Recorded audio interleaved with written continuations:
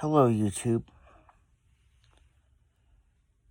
Let's talk about autism.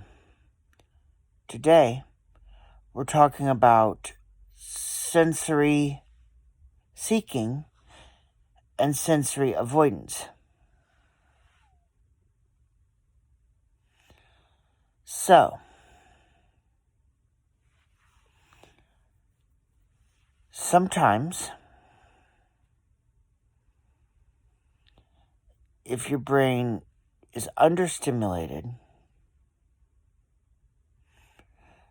if the autistic brain is understimulated, you seek sensory, usually something like a fidget toy or slime or something like that. Or sometimes you seek out certain sounds, certain smells, certain tastes. So, now let's flip it. What about sensory avoidance? Why would you avoid sensory? Well, for one, if you're overstimulated.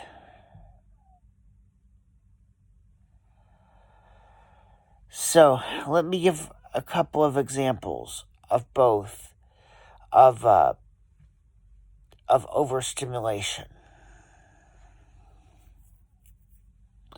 Say you're smelling Limburger cheese,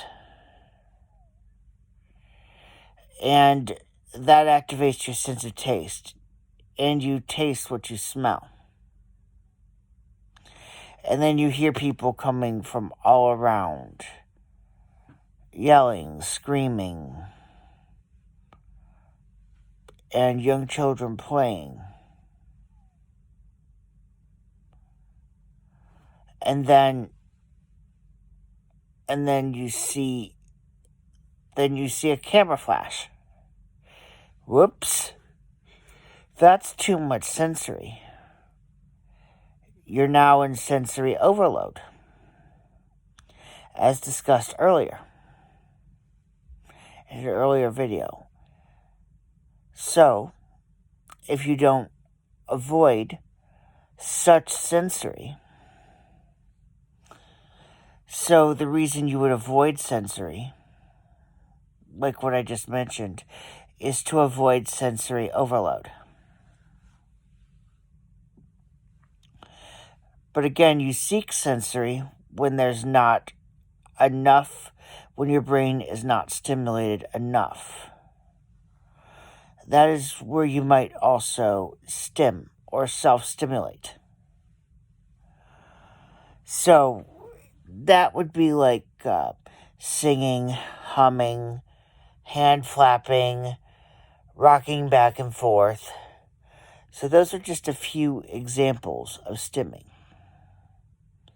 Although there's way more. But I would say that would take too much time to talk about.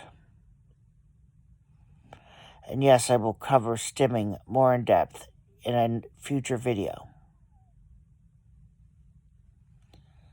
Hope you enjoyed the video. Goodbye, YouTube.